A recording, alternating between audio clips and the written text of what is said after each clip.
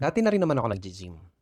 Nung 20s, nung 30s, trying to stay fit, trying to stay young, trying to outrun stress. Pero dati, simpleng routine lang.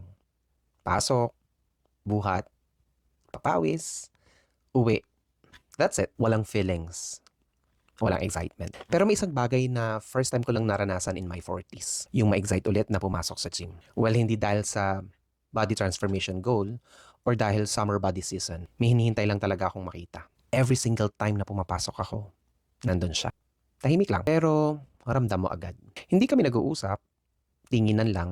Well, hindi naman kailangan. Kasi alam naming dalawa, magkikita ulit kami bukas. At grabe siya. Pinapahirapan ako. Inuubos ang hininga ko.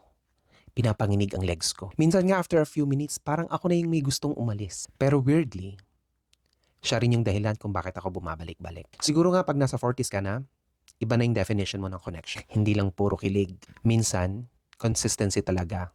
At presence. Yung alam mong nandyan lang palagi. And every time I walk into that gym, parang meant to be talaga. Parang after all these years, ngayon ko lang siya nakilala ng totoo. Plot twist, hindi tao. At oo, hindi pa huli ang lahat sa 40s. Minsan, dito pa lang talaga nagsisimula.